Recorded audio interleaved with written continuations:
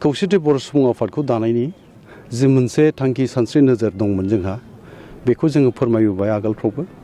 दिनैबो जोङो बेखौनो बुंनांगोन जे जोंहा बर' हारिनि थाखाय मावनांगौ बिबाना गोबां दंबावो जों गोलाव लामा हान्थि सोरबावलांनांगोन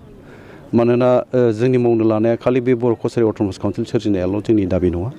जोंहा गासै बर' कसारि अट'नमास काउन्सिल दाबिनायजों लोगोसे मोनगु दाबि दंमोन खौसेथि बर' सुबुं आफादा आरो बेनिजों लोगोसे जोङो थांनाय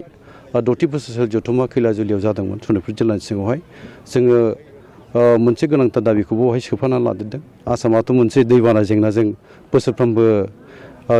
सात जारलासे नांनाय गोबां खुरखा जानाय न' बां बिदिनो खहा जाजानाय बेफोर जेंनाजों मोगा मोगि जानांनायनि थाखाय दैबाना जेंनाखौबो जोङो सोजाबना लाबाय जोंनि दाबियाव दा खोथाया जाहैबाय दिनैनि बे मिथिंगा नोगोर उरियाम घाटआव जे 7थि बोसोरसालि जथुम्मा खौसेथि बर' सुबुं आफादनि बेवहाय जथुम थांदों बे मोनसे जारिमिनारि जथुम्मा जों बेखौ बुंनांगोन मानोना मैया जोङो बर' कसारि अट'नमास काउन्सिलनि थाखाय इन्ट्रिम काउन्सिल दानो जोंनाव माने फारिलाइ बिदोंमोन बे फारिलाइखौ जों दाखालिनो गथायदोंमोन माखासे एसे जेंना जेथो फैदोंमोनब्लाबो बेखौ माने अभारकाम जाबाय दा जोङो बेनि जि मोनसे लिस्ट फारिलाइ गथायदोंमोन बेखौ मैया सरकारा एप्रुभ खालामबाय नटिफिकेसननि गेजेरजों बेखौ माने रोखा खालामबाय फोसावबाय आरोखि दा बे हिसाबै जोंनि बर' कसारि अट'नमास काउन्सिल जाफुंनाया मोगथां जाबोबाय जोङो बेखौ रोखायै फोरमायगोन जे बर' कसारि अट'नमास काउन्सिला दिनैनि दिनावहाय 36 समस्तिनि गेजेरजों बा बियाबनि गेजेरजों बे दाफुंजानानै दंथ'यो आरो साब्रै मोनसे नमिनेसन गभर्नमेन्ट नमिनेसन दंफायो दा 36खौ जुदि वान थार्ड लायोबा जोङो 12सा एक्जिकिउटिभ काउन्सिलाव थागोन आरो चेयारमेन आरो भाइस चेयारमेनखौ लाफानानै 14सा जायो दा 14सानि लिस्टखौ जों अलरेडि होखाबायमोन बे फारिलाइयानो मैया गभर्नमेन्टआव नटिफिकेसननि गेजेरजों बेखौ फोसावबाय आरोखि दा दिनैहाय हिमन्त बिश्व शर्माया फैनानै बिथाङा मा फोसावफैगोन बे जोंनि जाफुंनायनि सायावनो बिथाङा निस्सय बाथ्रा बुंगोन गाव मावबोनायनि बाथ्राफोरखौ बुंगोन बा जों जयै मावबोनाय बाथ्राफोरखौ बुंगोन आरो जों बेखौनो जोङो बुंथारनांगोन सिखार खालामथारनांगोन सिमान जाथारनांगोन जे जोंनि जाफुंनायनि गुदियाव दङ होनोबा रायजो सभानि आगोलनि एमपि मानगोनां बिश्व दैमारि बिथां आरो नेडानि आह्बायक बा लिंथुमगिरि जोंनि आसामनि गोख्रों माने मन्त्रि डक्टर हिमन्त बिश्व शर्मा सर्बानन्द सन'वाल गिबि मन्त्रि आरो जोंनि बिजेपि रायजिक बिजेपि दोलोनि रायजिक सभापति रन्जित कुमार दास बिथांमोननो जोङो जोंनि साबायखरखौ बावथारनांगोन मानोना बिथांमोननि जोंखौ सहाय होबोनाय जोंनि जेंनानि सायाव गोसो होनानै सुफुंनायनि जि मोनसे राहा लामा लानाय सुस्रांनायनि जि राहा लामा लानाय बेखौ बिथांमोनहा जेब्लाबो पजिटिभ माबाजों नोजोर नायबोदों आरो जोंखौ सहाय खालामदों जायनि जाहोनाव दिनै बे जाफुंनानै फैदों आरोखि ओरैनोथ' बे बाथ्राया नंगौ बुंनो गोनां जे खौसेथि बर' सुबुं आफादखौ सोरबा बुंनो नागिरदोंमोन जे बर' कसारि अट'नमास काउन्सिल दाफुंनाया जाफुंबाय आरो बेखौ माने खौसेथि बर' सुबुं आफादखौ मानो नांबावगौ बायदि बाथ्रा बुंनो नागिरनाय बा बुंनाय जोंनि खोमायावबो रिंखांफैदों नाथाय आं बेखौ बुंगोन बा जों बेखौ बुंगोन खौसेथि बर' सुबुं आफादा जे जोङो बर'नि जे जेंनाफोरखौ लानानै बर' माहारिखौ गेरेमसा हारि दानायनि बड'फा उपेन्द्र ब्रह्मनि दैदेननायनिफ्राय सोमावसारनायनिफ्राय 1987 मायथाइनि 2 मार्चनिफ्राय जों बाहागो लाबोलायनाय गोबांथ' मावनांगौ हाबाया दाबो जोंना जाफुङाखै बिबाना जोंहा दंथारबावो दा आं बुंनो लुबैनाया जे जोंनाव बर'फोरनि गेजेराव जेसेबां माहारि आफादफोर दङ जोंनि गेजेराव मोनसे गोरोबलायनाय सहायलायनाय आरो जयै खौसेयै खामानि मावलांनायनि जि मोनसे बिथांखिजों जोङो जुदि आगान सुरनो हायो आं सानो टुडे अर टुमर' जोंनि साक्सेसआ मालाबा मोगथां बाहेरा नङा जों जाफुंसार खालामनो हायो आरो बेवहाय मोनसे मोनलांनांगौ खोथा गैया बाथ्रा थानो नाङा माने बबे आफादा मा खामानि मावदों बेसेबां जाथिनि थाखाय मा मोनसे कन्ट्रिबिउट खालामनो सिगांबोदों आरो बे राइट ना रं बे जिनिसखौ बयबो नुखायो बा ओंखायनो मोजांखौ मावनो थांदोंबा बे मोजांखौ सहाय खालामनांगौ लोगो लाफानांगौ मावनांगौ गाज्रि जादोंबा आसि थुनानै खोन्थानांगौ बेखौ सोंखारिनांगौ बेखौ जों लुबैयो खिन्थु दिनै खौसेथि बर' सुबुं आफादा बबेहाय जों गोरोन्थि मावनो थांदों बेयो आं सोंनो लुबैगोन खिन्थु जोङो दिनैसिमबो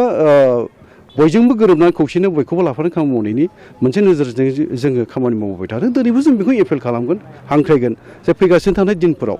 खौसेथि बर' सुबुं आफादनि दैदेनगिरिफोरजों लोगोसे बाहेरायाव थानाय जेसेबां माहारि आफादफोर दङ जों ज' खामानि मावलायलायोबा जोंनि कनफिडेन्सआबो फोथायलायनायाबो बारा जायो बा जोंनि फोथायलायनायखौ जों लालायनानै जयै मावलांनो हायो बय क्रेडिबिलिटि लालायनायनि बा माने मान सनमान गोमाजानांगौ बा मोननांगौनि बाथ्रा फैनो नाङा जों जयै मावबानोथ' जयैनो जोङो आवगायलांनो हायो आरोखि जोङो बेखौ बिजेपिआव थांनांनायनि जारिमिन आं दिनै दा डेलिगेट्सआव बेखौ फोरमायगोन गुवारैनो नोंथांमोननि बे खौरां बिजोंनि गेजेरजों बेखिनिखौल' बुंनो लुबैगोन जे जोङो जोंनि जि मोनसे दाबि बोनायनि माबायावहाय दिनै गभर्नमेन्टआ जिहेतुके जोंनो जि मोनसे दाबि बेखौ होबाय बा मावफुंना होबाय आरोखि बेनि थाखाय जों बिजेपियावबो थांबाय बे बिजेपियाव थांनांनाया मोनसे जोंनि दैदेनगिरिफोरनि गोरोन्थिनि थाखाय जों थांनांदों आरो आं बेखौ बुंनो लुबैगोन बिजेपिया जेब्ला जोंनि बर'फोरनि बा ट्राइबेल माहारिफोरनि जेंना जेथोनि सायाव बा जोंनि जौगानायनि सायाव मोजां खामानि मावलांबाय थायो जों बिजेपिखौ सहाय खालामगोन जेब्ला गाज्रि मावगोन बेवहाय सहाय खालामनायनिथ' खोथा फैया दा ओंखायनो मोजाङा जेब्ला दङ मोजांखौ जेब्ला मावदों बेवहाय मानो जों हेंथा जानो आरो जोंनि जाफुंनांगौनि बा मावफुंनांगौनि बाथ्राखौ जुदि जोङो रोखायै बुंनांगौबा जाय दोलोआ सरकार दादों बे दोलोजों जोङो गोरोबनानै जोंनि मावनो लानाय हाबाफारिफोरखौ जों लांफानो रोङाब्ला जों आरो खस्थ' मोननांबावगोन बा जों सहाय बावनांगोन ओंखायनो जाय समाव राजनितिनि मोनसे थासारिफ्रा हालोदफ्रा सोलाय सोल' जाबाय थायो नालाय जाय समाव दिनै मोजां बे समाव जों मोजाङैनो लोगो लाफानानै आदाय खालामनायनि खाबुफोरखौ लानो रोंनांगोन आरोखि दा ओंखायनो जोङो दिनैनि समाव बिजेपि दोलोआनो दिनै आसामाव सरकार सालायगासिनो दङ आरो नेक्स्ट फैगासिनो थानाय माबायावबो सरकारखौ सालायगोननि मोनसे रोखा पिक्सारखौ नुदों होननानै बुङोबाबो बांद्राय बुंनाय जानाय नङा ओंखायनो जोङो बिजेपि दोलोनि फारसे जोंनि हेफाजाब होनाया नैबे बुब्लियाव थागोन आरो फैगासिनो थानाय दिनफोराव जुदि मोजाङानो जालांबाय थायो मोजाङानो मावबाय थायो जों बावहाय दङ जोंहा मावनांगौ दङ बे मावनांगौ थानायनि थाखाय जोङो जोंनि खौसेथि बर' सुबुं आफादखौ आं दहाय फ्लेग हस्टिंनि समावबो फिरफिला बिरहोनाय समाव बुंदों जे जोंनि खौसेथि बर' सुबुं आफादा खालि बिटिसिनि बाहेरायावल' कनफाइन जानानै थानाय नङा बे द्राय बुहुमावनो बुहुमनि बर'फोरखौ ज' खालामनायनि खामानि मावलांबाय थागोन आरो मोजां खामानि मावदोंबा आइ आफा रायजो राजा बा बर'नि मोनफ्रोमबो माहारि आफादफोरखौ आं खावलायगोन हांख्रायगोन जे बावहाय जोङो ज' जालायनानै खामानि मावलांनांगौ जोङो गुबुन माहारि आफादफ्रावबो थानानै खामानि मावगोन खौसेथि बर' सुबुं आफादावबो जों थालायनानै खामानि मावनांगौ बावहाय डिफारेन्स फाराग थानो नाङा सोरबा एनडिपि जादों सोरबा बिएलटि जादों सोरबा एबसु जादों सोरबा बबेबा थुनलाइ आफादाव थादों आरो सोरबा बबेबा राजखान्थि दोलोफ्राव थादों बेयो थानांगोनबो थानायखौबो जों बाजाया खिन्थु जोङो मोनसे नन पलिटिकेल मोनसे अर्गानाइजेसन हिसाबै बेखौ इस्टाब्लिस गायसनदोंमोन बे नन पलिटिकेल केरेक्टारखौ जोङो गालांबाय थागोन आरो जोङो जोंनि हारिनि जि जेंनाफोर दं बे जेंनानि सायाव बाथ्रा बुंलांनो खामानि मावनो थाखाय मोनसे